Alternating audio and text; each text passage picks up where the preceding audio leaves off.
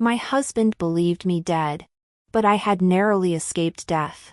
On the day I walked home, my husband was welcoming his new wife. I, who should have been nothing but bones, stood in the wedding hall. Behind me followed a strikingly beautiful youth, with a smile in his eyes. He turned his head and asked me, "Sister, did you kill them all?" My husband gently shielded his bride behind him. "Don't be afraid, Sienner. With me here, no one can touch you." Today, the mansion bustled with extraordinary activity. Servants lined up to greet the carriages. Red paper decorations hung on the gates, and the ground was strewn with the remnants of red firecrackers. Yet I stood out like a sore thumb, clad in coarse cloth, my shoulders wounded. The gatekeeper had been replaced. He looked at me with an air of superiority. "Today is a day of great joy in my master's household. Go to the back gate to beg for your alms." What joy! Naturally. It's the auspicious day when my master, the Marquis, takes a wife. You don't even know that? Beg for money? Go. Go. Go. The youth in the conical hat stepped out from behind me. The moment he raised his hand, the gatekeeper's eyes widened as he collapsed to the ground. I shot Shui Jing a helpless glance. He blinked at me, looking utterly wronged and innocent. "Kill him." Then, I turned and pointed at the gilded wooden plaque above. "Jing. Look. This was my home, bearing the Wei name. Now it's been replaced. Called the Xing Manor."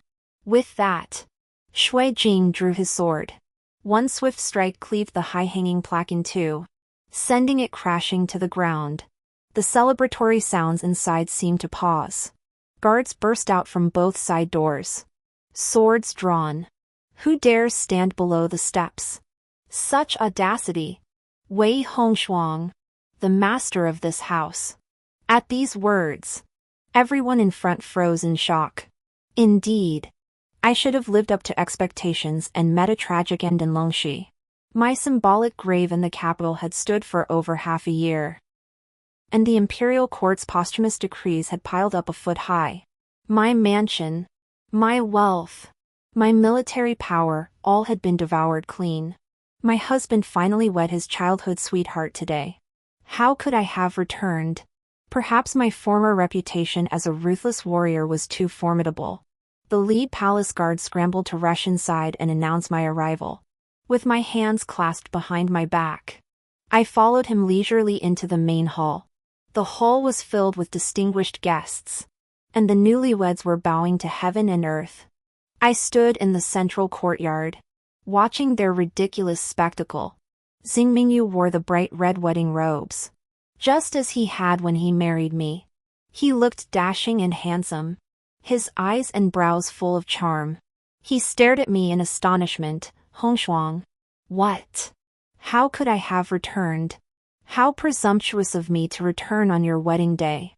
I gazed at him with feigned devotion. "Husband, it's been but 2 years since I left for war, and already you seek a new bride?" "Sister." For some reason, Shui Jing removed his conical hat, revealing a face of peerless beauty. Seeing my frown, he grew displeased. "Sister, must they all die?" This question startled the delicate bride. Chu Yuxian, her face veiled, instinctively shrank behind Xing Mingyu. Xing Mingyu raised his arm to embrace her, soothing her softly. "Sienner, fear not. I am here." I also pulled Shui Jing close. "Jing, no killing for now." Shui Jing bristled with irritation. "Then when will we kill them?" I sighed, pulling a rock candy from my sleeve pocket. "Shui Jing, be good." He took the candy, carefully peeling off the wrapper. He folded it 3 times and tucked it into his robe lining before the murderous aura around him finally receded.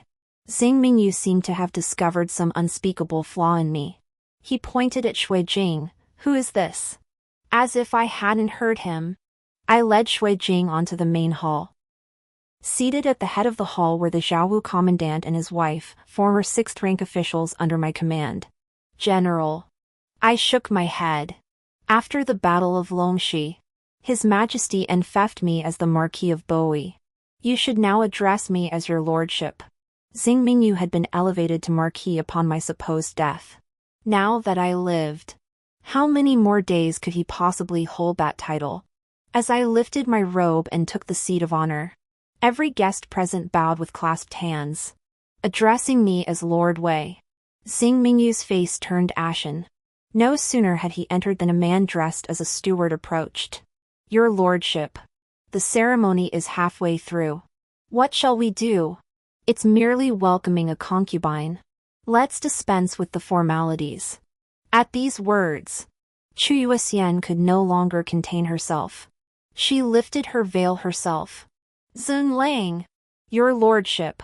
Her face streaked with tears. She looked as pitiful as a pear blossom in the rain. 5 years. Are you going to betray me again? While watching the play, I glanced up at Jing and pointed to the armchair beside me. Jing, take a seat. The most difficult decision now lies with Xing Mingyu. Xing Mingyu was originally a scholar from another province who had come to take the imperial examinations. That year, after failing the exams, he sold paintings on the street. The day I met him was a snowy one. I rode my horse to the training ground and saw him being beaten while protecting an old woman selling buns at the neighboring stall. In the bitter cold of the 9th lunar month, he wore only thin clothes. Yet his face bore nothing but defiance and resilience. I reined in my horse and drove away the thugs.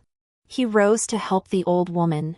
Back then, Xing Mingyu spoke of great righteousness and held the common people in his heart. And now, for his own advancement, he betrays soldiers on the front lines. Surrender the fortresses of Longxi without a fight. Either take a concubine, or we divorce. You may build your own mansion and welcome a bride. Lord Xing, the choice is yours. Chu Yuexian said 5 years, for it was 5 years ago he made his first choice. Faced with the allure of officialdom and power, he had abandoned Xia Qingmiai, his childhood sweetheart. His current title of Marquis Xing was granted by the emperor as a mere formality, a feudal title with no hereditary succession after his death. Now that I have returned, his position teeters on the brink. Without this place, he holds no bargaining chips left to navigate the aristocratic world. Xing Mingyu clenched his fists. His eyes bloodshot. My wife is still alive, how can there be a successor? Xiener, becoming my concubine would not be beneath you. As these words fell, I laughed, and Chu Yuexian wept. My laughter was unrestrained, tugging at an old shoulder wound that made me wince. Shui Jing saw this and reached out, his palm gently pressing against my back. A gentle, sustained surge of internal energy flowed through me, allowing the blood threatening to rise in my throat to be swallowed back down. Miss Chu, you too have a choice. Become a concubine, or walk out this door. Should you refuse to marry, the Wei family will bear the blame and make amends. Chu Yuexian cast a sorrowful glance at Xing Mingyu. She dropped to her knees. Concubine Chu greets the mistress. Then today's gathering shall be my Wei Hongshuang's welcome banquet. Fellow colleagues, let us revel. A perfectly splendid wedding feast was turned upside down by my appearance. The spectators, sated and drunk, departed with varied expressions. One group laughed, their words and hearts filled with amusement at this family's spectacle. Another group grieved, for their palms held more or less the benefits they'd reaped from my death. And another group, they seethed with hatred so intense it felt like their teeth were grinding to dust. After Xing Mingyu had seen off the guests, one side of his face was flushed crimson, likely from the slap delivered by the beauty. He came to find me reluctantly, his anger flaring up again upon seeing Shui Jing. Wei Hongshuang, must you strip away every shred of my dignity and trample it underfoot? I lifted my gaze from a stack of letters. What of the old servants in my household?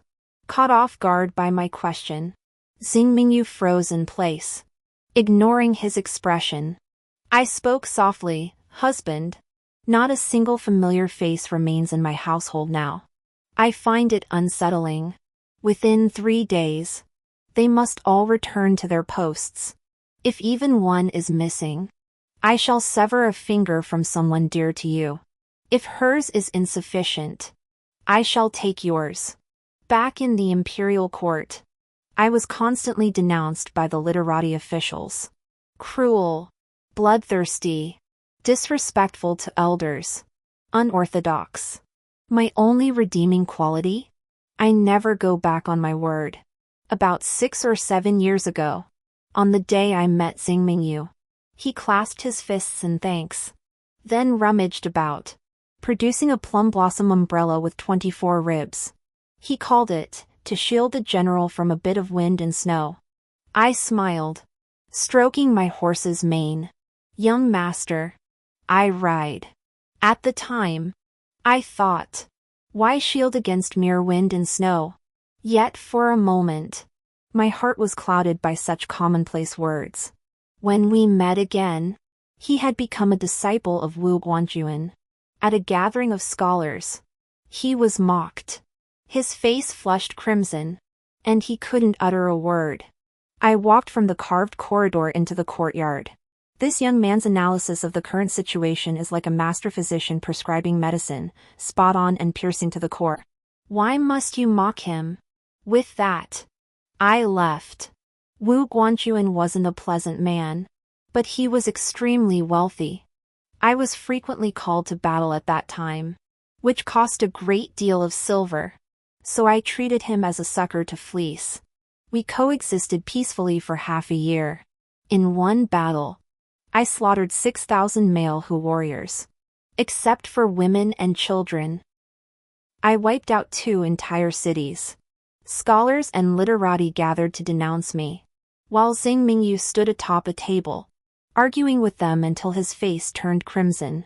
He declared, "General, your actions will secure 10 years of peace in the north.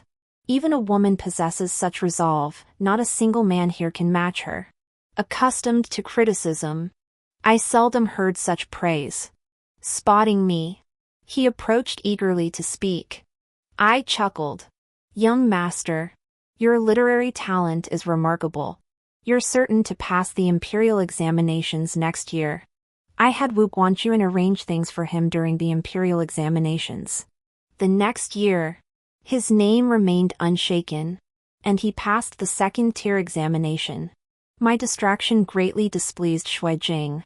He folded all the letters before me into paper kites, sending them one by one flying until they embedded themselves into the opposite wall, half an inch deep into the stone. I watched him with amusement. "Jing, are you unhappy?" Shui Jing shook his head. "Sister is displeased." I raised my hand and, in the flickering lamplight, stroked Shui Jing's cheek. "Sister must leave tomorrow. Will you wait here for me? Is it dangerous?" "Safe." Only then did Shui Jing relax, his almond-shaped eyes curving slightly, like a fox spirit from a storybook. A childlike heart, the countenance of a divine being. "Ah Jing, you're lucky you met me. Otherwise, who knows where you'd be tricked off to by now." He seemed to disagree with my words, "can kill." He was sparing with his words, but I understood. Meaning whoever deceived him, he would kill. His method of solving problems was remarkably straightforward. Yet I laughed, laughing with utter abandon. Just as I thought. Good Jing. I had no official robes, nor could I dig one up from a grave, so I wore a round-collared, right lapel robe to Xinyang Palace. Before the vast hall of heavenly harmony stood 99 white marble steps, symbolizing the imperial family's exalted status. My knees were weak, forcing myself up them might cripple my legs. I stood motionless at the base of the steps, halting Xingmingyu as he arrived. The wedding ceremony granted 3 days of rest, so he needn't attend court. Yet yesterday's nuptials had been turned into a concubine-taking ceremony by my meddling. I smiled and said, "Husband, my legs bear an old injury. I cannot climb these steps. Carry me." Xingmingyu had no choice but to grit his teeth and crouch down before the assembled crowd. I settled onto his back without hesitation. Watching this scholarly, bookish man exert every ounce of strength to climb step after step, I remarked, "Husband, the palace steps are steep and demanding. Climbing alone is exhausting enough, let alone carrying someone." His feet faltered as if struck by a thought. "Hong Shuang." He paused. "Once we reach the throne hall, how do you plan to explain this to His Majesty? Last night I sent someone to Old He's house. His family said he's gone, hanged himself in my courtyard over 2 months ago. Old He was my longtime steward. Every time I went to war, he'd follow close behind, chattering away with his endless advice. Back then it felt bothersome, but now it leaves me hollow inside. Husband, prepare some of the finest wound medicine. I heard your family faced hardship when you were young. The funds for your journey to the capital were scraped together by Lady Chu selling her hairpins and jewelry. Her heart must have ached terribly, after all. The fingers are connected to the heart." Xingmingyu jolted twice, nearly throwing me off. Grand Secretary Ma, granted special permission by the emperor to attend court in a palanquin, turned his head sideways. "Has Wei girl returned?" I smiled, narrowing my eyes. "She has."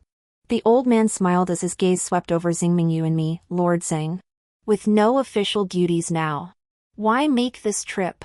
Xingmingyu remained silent, his back straight as a board, just like the unyielding man I'd known years ago. I patted his shoulder. "Husband, we're here, in the vast hall of heavenly peace." Officials bowed in homage, chanting "Long live the emperor." The emperor sat upon his throne, Minister Wei. He signaled eunuchs to help him rise. Descending the golden steps, his breath came shallow and quick, as if genuinely moved by my return. "You suffered greatly in the Battle of Longxi, Minister Wei." I lifted my head, my gaze meeting the emperor's knees. Longxi was half desert, half grassland. Soldiers sweated by day and froze to numbness by night. In the camp, they slept in their armor. A sergeant named Kaishan slept out in the open trenches at night. He said dying there would be easier, no need for burial. Kaisan claimed he'd slain 20 men in this battle. If he reached 100, he'd be granted an audience with the emperor. Laughing, he pounded his chest. "General, when that day comes, this simple soldier will follow you obediently. I won't even fart, I'll never disgrace you." I bowed my head again, my forehead touching the ground in utmost reverence. "Your servant does not suffer. It is the 5,000 personal guards who followed me who suffer. It is Kaishan who suffered, having slain over 100 men, only to shout 'Long live the emperor,' as his final blow fell. Rise. My loyal minister has returned. The troops must still be led by you." I remained kneeling where I was, your servant. In the Battle of Longxi, had both shoulders shattered. I can no longer wield a sword. Your servant has failed the imperial grace. With these words, the hearts of a dozen or so people in the hall sank. The emperor sighed deeply. "Very well. My dear minister, you were born on the battlefield, marching with your mother before you were 15. After all these years, remain in Yudu henceforth and enjoy some comfort." As he spoke, he bent down personally to help me up. I cleared my throat twice, coughing up a mouthful of blood that splattered onto the emperor's imperial robe adorned with auspicious clouds and dragons. Ah! The emperor couldn't dodge in time. A flash of fury crossed his face, but only for an instant. "Duke Wei, you may retire. You need not attend court for any further matters." I could offer no reply, my body going rigid as I collapsed to the floor, unconscious. "Hong Shuang!" I heard Xingmingyu's panicked cry for me. I couldn't be bothered to respond, my mind consumed by the thought that delaying so long today would surely anger Jing again. 5 elderly physicians lined up to take my pulse from both wrists, examined my tongue, and inquired meticulously about my daily routine. The elders declared my internal organs were shattered, leaving me with only days to live. A flicker of sorrow for a fallen hero flickered in the emperor's eyes.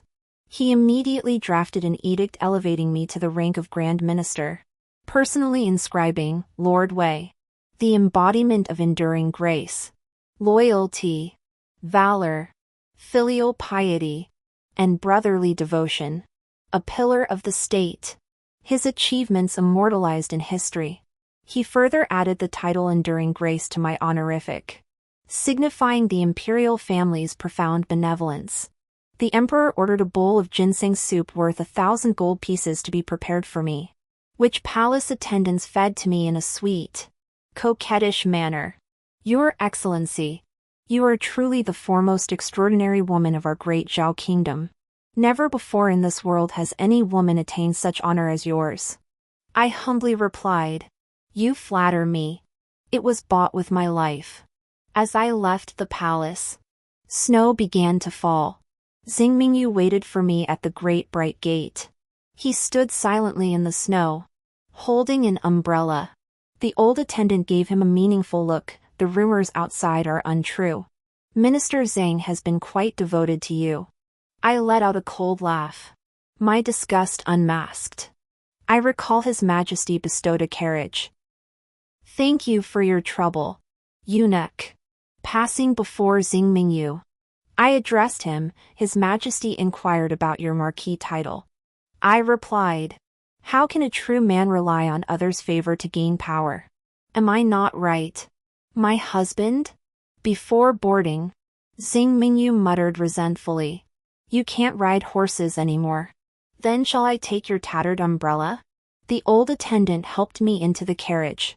From a wooden recess, I deftly retrieved a scroll of paper, no larger than a thumb. After reading it, I lit a firelighter and burned it clean.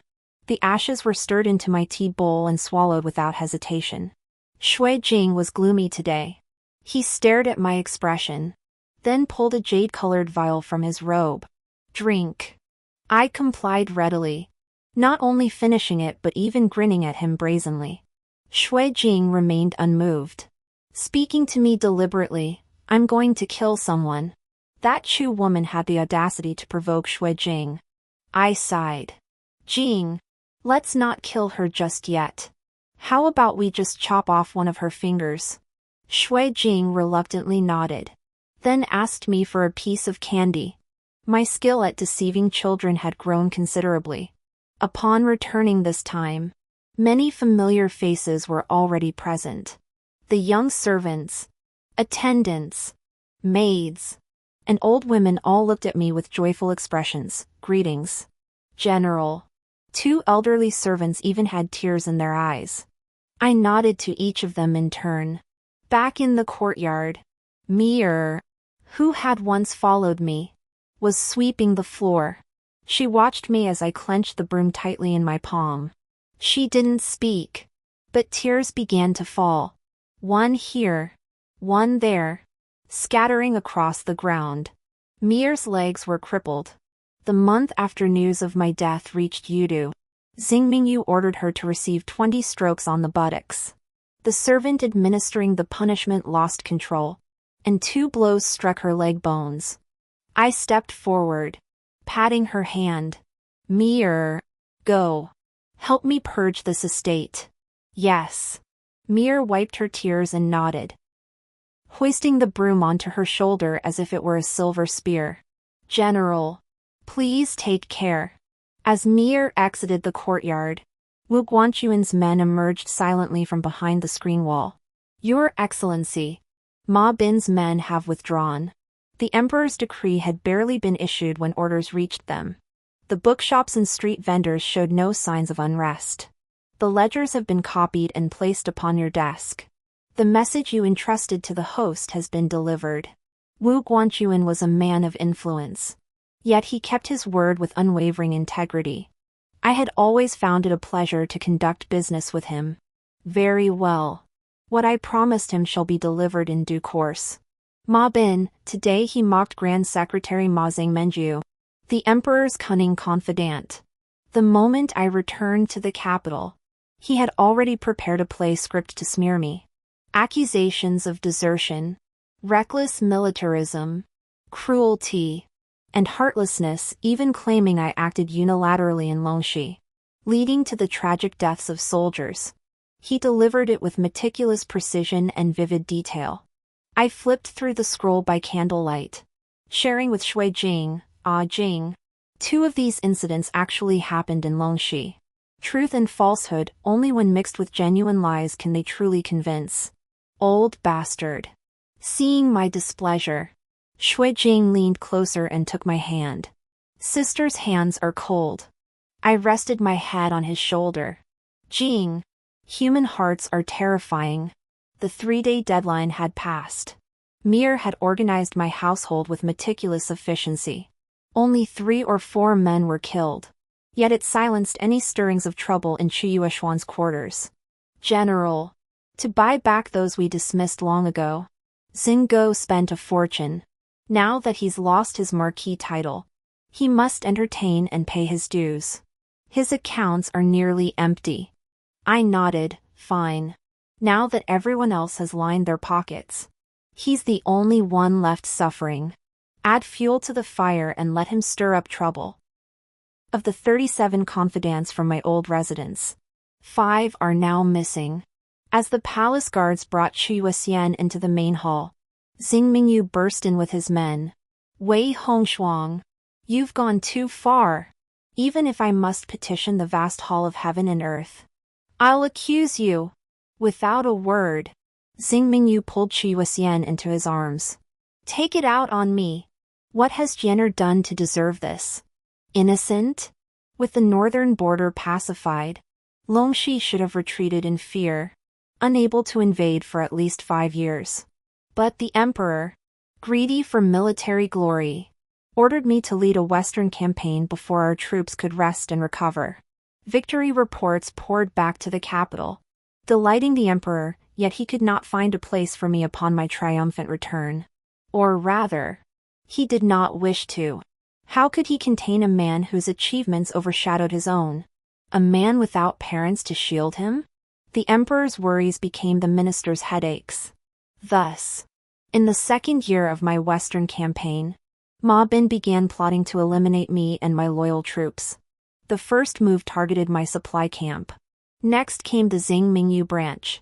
The young man abandoned his childhood sweetheart for advancement, choosing instead to seek a precarious existence under my wing. For years, the imperial court openly and covertly mocked Xing Mingyu, suggesting his rise was merely a byproduct of his connection to a woman. Xing Mingyu's frustration, repression, and resentment grew deeper than when he sold paintings in the snow. By then, he had long forgotten the vows he made when he sought to marry me. He said, "Your majestic bearing startles the world. May your name be etched in history. I shall be the chronicler, the paving stone, guiding you to the clouds of the court." He said, "I've grown accustomed to scorn and hardship. With you as the crimson flower, what harm is there in being the green leaf that adorns you?" He said, "The court is treacherous, and the battlefield fraught with peril." He vowed to hold an umbrella for me, shielding me from the wind and snow. Later, he sided with Ma Bin, standing behind me to deliver the fatal blow. Chu Yuexian's father was a 6th-rank Zhaowu captain. During wartime, Xing Mingyu assigned him to the camp as a messenger. He endured 2 years of hardship before receiving his first official order in the 3rd year. On the eve of the great battle, half the swords in the army had been replaced. Blades meant to slay enemies and save lives now snapped like paper. The messenger routes were exposed, one after another. Letters seeking reinforcements were intercepted and destroyed mid-journey.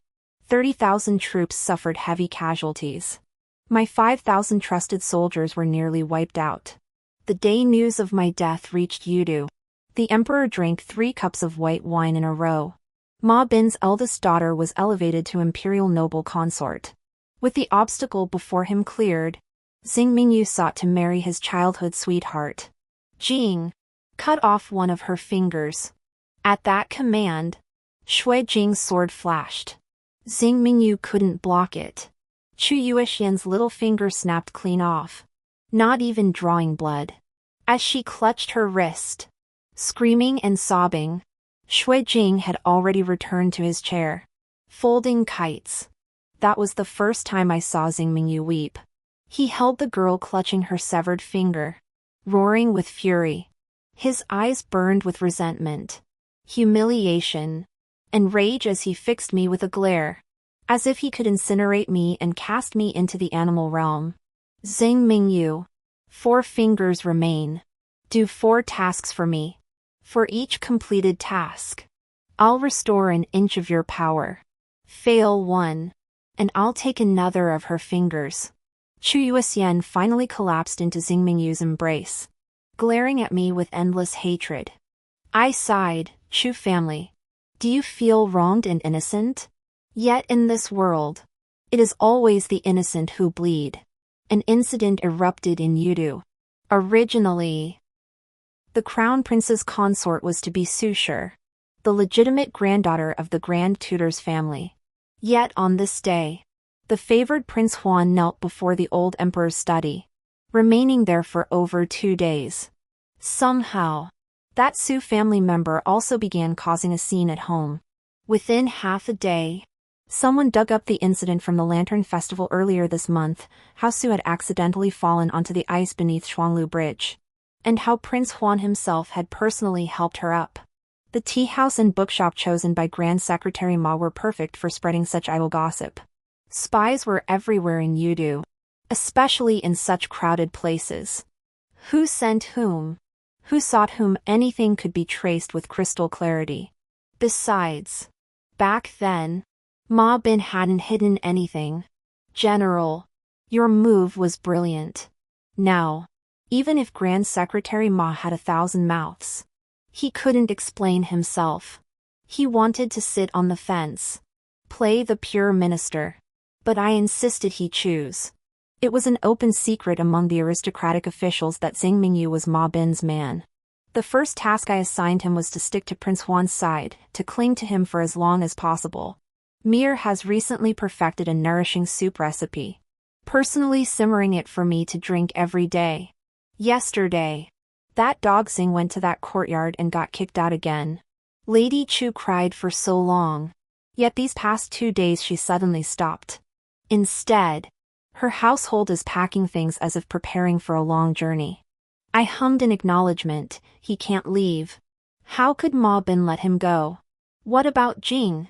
Young Master Shui has gone out again, searching for medicine for you. Mi paused her ladle mid-soup. If you ask me, young Master Shui may be naive, but he's handsome and has unmatched martial arts skills, 100 times better than that dog Xing. Yesterday he even said he'd bring his master here to treat you. I smiled and patted her shoulder. All right. There's been commotion at the Ma residence these past 2 days. Send someone to check it out for me. Prince Huan knelt to receive an imperial edict, then headed straight to the Grand Secretary's residence after leaving the palace. Paintings, calligraphy, and antiques flowed in like a river. I had Xing Mingyu tell Prince Huan, if everyone believes the Grand Secretary stands with you, then he must stand with you. So this battle over a fiancé is really a battle over an old fox. Xing Mingyu was shoved into the Ministry of Rites by Prince Huan, landing him as chief clerk of the Ceremonial Regulations Division. The imperial household's former calm facade, brothers friendly and respectful, had been torn open. The emperor's years of relentless warfare had drained the treasury dry. After the new year, floods ravaged the south while droughts scorched the north. The court couldn't spare a single coin. I hinted at a business opportunity to Wu Guanjuan, who dispatched his wife to the palace that very night. By mid-March, officials across the provinces began discreetly selling government posts. The crown prince drafted 30 nominal positions overnight, each with a clearly marked price. Shui Jing had returned, his usually immaculate white robes now filthy beyond recognition, his shoes worn through. He seldom smiled, yet now his lips and eyes curved upward. Sister, medicine. Shui Jing reached into his robe and pulled out a sandalwood box. Opening it revealed a jade-green pill, exuding an extraordinary fragrance. Seeing my hesitation, he pressed it toward me. Sister, take it quickly. The bitter cold in my 5 viscera seemed to thaw at his warm words. The day I met Shui Jing, I had just crawled out of the pit of the dead, covered in yellow earth and crimson blood. Stripping off my armor, I walked barefoot outside the city walls. To others, I appeared like a specter risen from the grave. When soldiers came to arrest me, 4 or 5 closed in. Shui Jing passed by, his steps light, a long sword at his waist. I lunged forward, seizing his hand before he could react. Young master, save me. He turned to look at me, his eyes clear and pure, like a child's. Don't touch me, he said. Master said men and women should not touch each other. Shui Jing's brow furrowed slightly, and he instantly took a step back. The constable's blade pressed against my throat, pinning my gravely wounded shoulders. Too late. I've already touched you. Now I'm your wife. You must save me. When I finished speaking, even the constables laughed, mocking me as mad and delusional. But the youth in white robes moved. Without drawing his sword, he sent the constables scattering in disarray. Finally, he bent down and extended a hand. You're right. Ever since I was a child, I've wanted a wife. From now on, you shall be my wife. At that moment, I thought, truly, my life was not meant to end. To encounter such a little fool. I took the emerald green pill, tears welling in my eyes. Why is Shui Jing so kind to me? Shui Jing looked puzzled. Sister is my wife. Master said one must treat one's wife well. I chuckled, and a tear plopped onto the ground. If another woman had clung to you that day, would she have become your wife? Sister is my wife. What business is it of other women? Sister, take your medicine. I must bathe and change clothes. The pill dissolved instantly in my mouth, like a thread of sweet dew sliding down my throat. Jing, what is this medicine? Shui Jing turned, kicking off his shoes and socks. Master's green snail thread spring. It revives the dying and sustains the living, the premier medicine in the Jianghu. As long as there's a breath left, it can prolong life for 5 more years. Sister, I can't untie it. Shui Jing's sash was knotted tight. He fiddled with it for ages, then looked up at me like a puppy, pitiful and helpless. Heaven knows. Is there such a person in this world? First, he gives you the world's greatest treasure, not mentioning, not asking, not saying a word about it. Then, the very next moment, he asks you to undress him and help him bathe. I tilted my head, spread my hands helplessly, and went to untie his jade sash. His clothes were fussy. I called Mir to prepare water, then helped him remove each piece one by one. Inner energy surged from my chi, as if my shattered organs had been stitched back together. A thread of spring warmth emerged from within the iron and jade. Ah Jing, ah Jing. My hands are stained with blood. My heart is cunning. How can I possibly deserve such sincerity? Disasters struck one after another. The sage sought peace through a heavenly sacrifice. He did not choose the crown prince, but instead selected Prince Huan. This decree struck like a pebble hurled at a tower teetering on collapse. All scattered in every direction. For the first time in half a year, I left the mansion and headed straight for the Prince of Nanhai's residence. The Prince of Nanhai was the Emperor's 8th son, the least conspicuous, yet the sharpest mind among them. My entry went smoothly. The mansion indeed received me with the highest honors. The Prince of Nanhai sat upright in the main hall, rising to greet me with a smile. Lord Wei, I trust your highness won't hold my abruptness against me. How abrupt? The world says Lord Wei now holds only an empty title. I find that hard to believe. The fine tea had arrived. I lifted the cup, cradling it in my palm. today's troubles all stem from my actions. I glanced over with an air of nonchalance. How is your highness's skill in the art of angling? The Prince of Nanhai seemed startled. Who would have thought Lord Wei, without even stepping from his door, could orchestrate such a grand scheme from behind the scenes? However, I wonder what Lord Wei intends by visiting my humble, dilapidated residence today. I smiled, placed the tea lid on the table, and tapped it lightly with my index finger. The porcelain shattered from the top, splitting into 4 pieces. Clouds follow the dragon, winds follow the tiger, when the sage acts. All things witness. I, Wei Hongshuang, wish to ride the dragon. On the carriage back to the mansion, Shui Jing was looking at a blank sheet of paper. What are you looking at? Jing? He didn't look up. Flowers. Why do others call their wives madam? But I must call you sister? Oh. I scratched my head. Jing and I aren't married yet. So you must call me sister. When will we marry? We must wait until sister becomes a widow first. Jing isn't in a hurry. It won't be long. He pulled out another candy, finally coaxing the little fool into silence. Jing, help sister kill someone. Who does sister want to kill? No one important, just the crown prince. Shui Jing returned wounded, pitifully sprawled across my lap, whimpering in pain. My heart ached as I bandaged his wounds and fed him medicine. I felt utterly guilty. I truly was a wretched person. But I had no one else to turn to. Besides Jing, there was no one else who could kill the crown prince. So I cradled Shui Jing's head and asked softly, Jing, do you still remember the defense plans for Yudu? His wet eyes lit up. He nodded and pulled a neatly folded map from beneath his chest. He turned and embraced me. Sister. Husband and wife should sleep together. I won't leave today.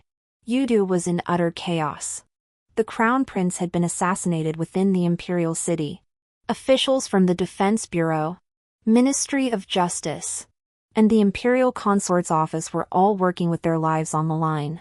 Xing Mingyu returned from court looking defeated, reporting that Prince Huan had been placed under house arrest. The common folk were also in turmoil, murmuring that the emperor lacked virtue and that heaven had sent punishment. Cabinet ministers knelt before the vast hall of supreme harmony, petitioning the emperor to issue a self-reproach edict to appease the people's anger. The emperor, with no other choice, summoned Ma Bin once more to clean up this mess. All of this is your doing? Xing Mingyu slumped his shoulders, his features dull and ashen. His days spent by Prince Huan's side must have been far from pleasant. Seated below me, he bore little resemblance to the man he once was. Xing Mingyu, Ma Bin cannot handle this matter. In 3 days, you will go to the vast heavenly hall and declare you can. You made me spy on the crown prince's movements. It was you. I'll expose you to his majesty. I watched him lose his mind with cold eyes, then laughed after a moment. You now serve under Prince Huan, yet you spied on the crown prince's whereabouts. Xing Mingyu, I'm saving you. How can you be so ungrateful? Jing stood behind me at that moment. Hearing this, he nodded without hesitation. Sister is a good person. You should listen to her. I burst out laughing.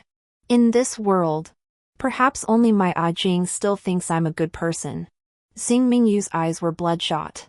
He fell silent. Hongshuang, what exactly are you trying to do? You're not dead. So why stir up such a huge mess? What do you want? Not dead? Chu Shi is still in the Gishiang courtyard. If you ever want out, just tell me. On the day of your execution, I'll bring her to witness it. Xing Mingyu staggered out of the main hall. Mir entered to clear the tea tray. General, these past days, Lady Chu has purchased several types of poison from the apothecary outside. All are slow-acting. Understood. Keep an eye on her. Mir nodded. General, That Dog is heartless and ungrateful. Why would he obey your orders just because of Lady Chu? That's true. Heartless and ungrateful. When his family fell into ruin, it was the Chu family who supported them. The Chu family had no sons and intended for him to marry Chu Yuxian. But Xing Mingyu fancied himself extraordinary, insisting on making his fortune in the capital. Once he saw the splendor and power, his heart was corrupted. He cast the Chu family aside. I brought in the Chu family just to let him delude himself, to think he still had a shred of honor. That he was being forced into evil for the sake of his childhood love. That would make it somewhat forgivable. Besides, this Chu woman was equally tainted. Locking them together was the real fun. And the charge of attempting to assassinate the crown prince? How could Xing Mingyu possibly take that on?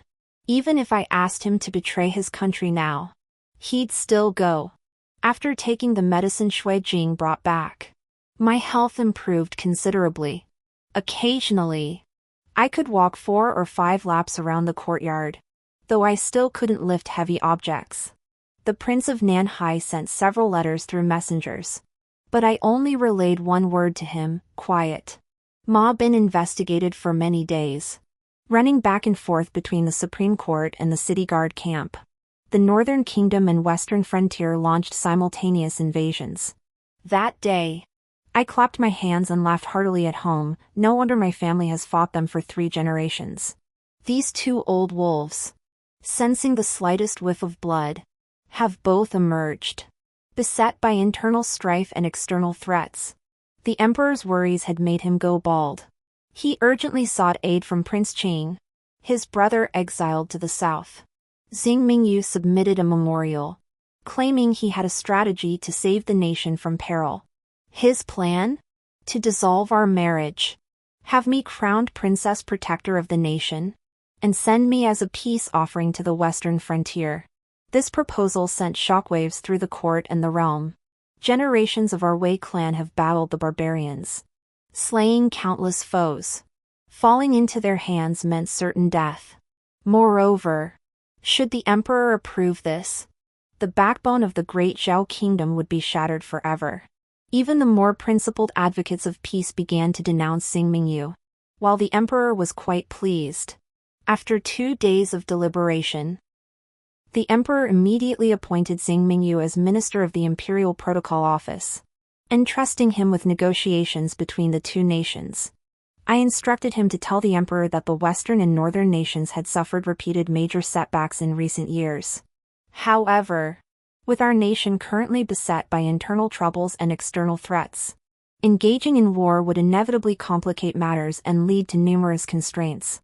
Yet if we delay a year or 2, allowing the court and the people to recover their strength, these petty barbarians will be no threat. What could we use to buy time? What better bargaining chip than to send the one who keeps them awake at night to be married off? For a sovereign ruler, the fear of losing the imperial throne outweighs even the dread of being remembered in infamy for eternity. The day after my divorce from Xing Mingyu, the emperor rebuked Ma Bin for incompetence and transferred him south to oversee flood control. Ma Bin is now 55, entering his unlucky year. When he departed, I left the mansion once more to see him off. The old man, once so distinguished, now journeyed south accompanied only by a lowly clerk. I stepped down from the carriage, my eyes crinkling with a smile as I looked at him. Old Ma, this farewell may be our last meeting. What a pity. Ma Bin's cloudy eyes met mine. I've been shrewd all my life, yet never imagined I'd fall at the hands of a mere young girl like you. Nor did I expect that after all these years of loyal service to His Majesty, your heart could be so easily won over. Oh, after you depart, the charge of attempting to assassinate the crown prince will likely be pinned on your forehead. Then, you will be falsely accused and put to death. In the annals of history, your entry will be nothing more than a few brief words: assassinated the crown prince and was executed. As I spoke, I walked toward him. If there is more, it concerns the traitor Ma Bin. During his lifetime, He served as secretary of the Imperial Secretariat and Grand Secretary of the Wenhua Palace. His sole ambition was to curry favor with the sovereign, seize power for personal gain, persecute loyal officials, and disrupt the imperial order. He was executed, and his entire clan was exterminated.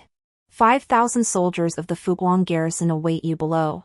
The emperor is ever suspicious. From the day Ma Bin and Prince Huan were linked, he was already a discarded pawn.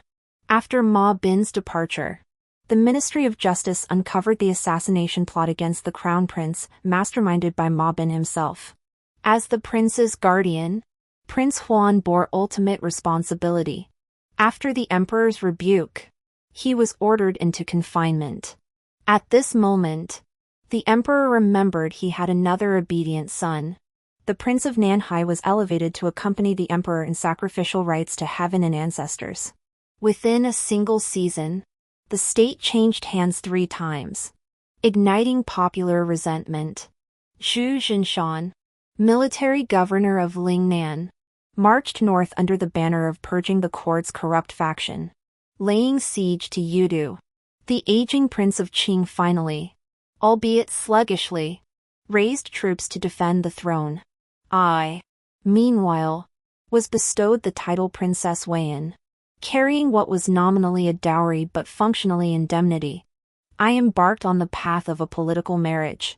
Before my departure, Mir told me that the Chuyuesian family had fled to Fan Prefecture only to be slaughtered by bandits, and that most of the poison she had purchased had been administered to Xing Mingyu. I smiled upon hearing this. Good. Very good. I wonder whether he met his end first in the chaos of battle or in the embrace of his beloved. 4 fingers. And one final matter, Xing Mingyu must die. After crossing the pass, I shed my crimson robes and donned my battle armor once more.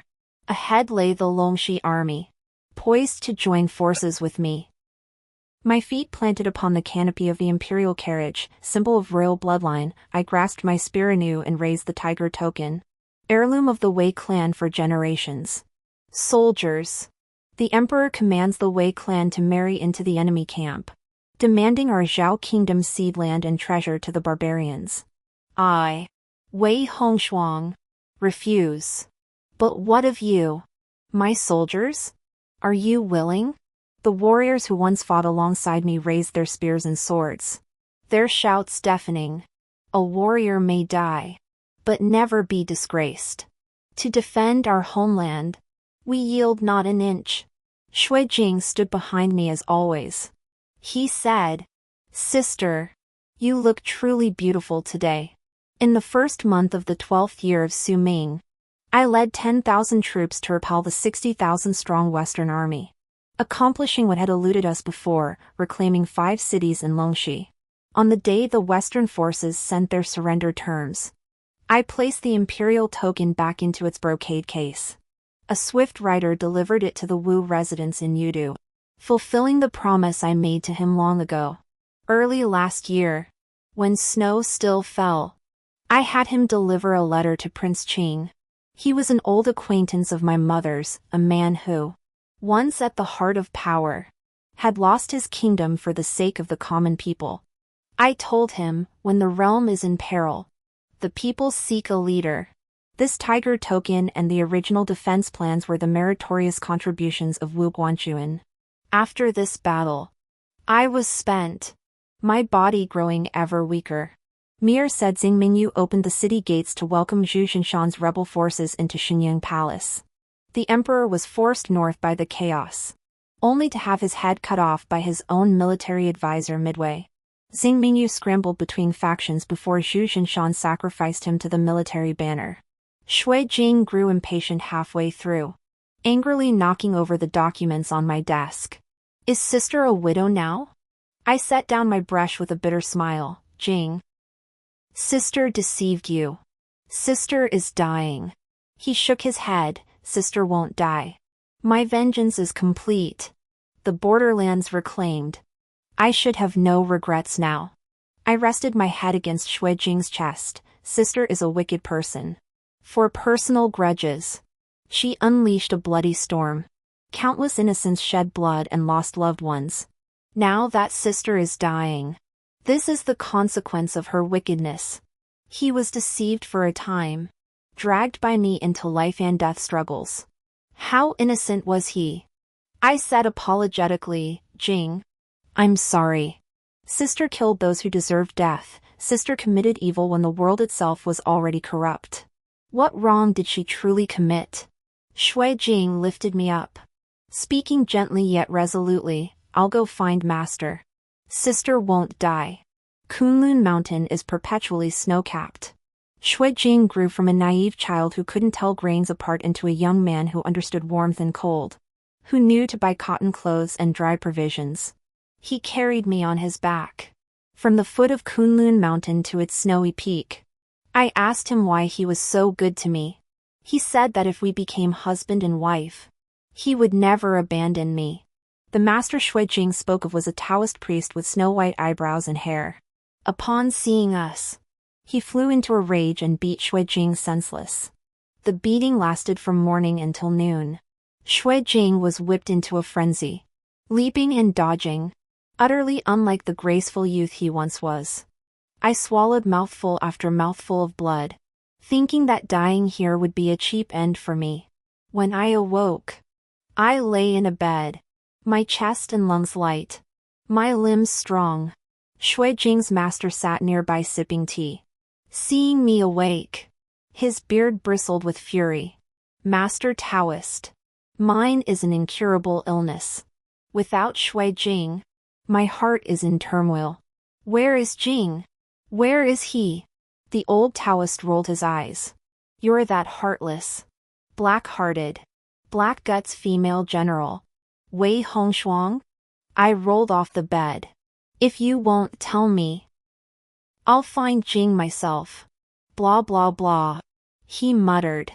That kid's exhausted his vital energy. He's unconscious. Only then did I sit back down. This is our sex secret art, 2 hearts as 1. That fool gave you half his lifespan. With that, he stormed off, muttering under his breath, I told you that kid's got half a brain. He'd get swindled the moment he left the mountain. Damn it. What rotten luck. Shui Jing gave me half his lifespan. I stood up, couldn't find my shoes in a hurry, and ran out barefoot. My youth stood there in the vast, swirling snow outside. He saw me, frowned, and walked over, scooping me up in his arms. Cold. Need boots. My name is Wei Hongshuang. The year I was born, my mother carried me for 7 months into battle. She later told me that after winning that war, she gave birth to me amidst a mountain of corpses. The moment I fell to the ground, she turned her head and watched as the blood mist settled on the withered grass, freezing into frost. Thus, I became Hongshuang. By 11, I fought on the battlefield. Mother taught me, commanding troops requires an iron heart. A moment's mercy means death for thousands. At 16, Mother fell in battle.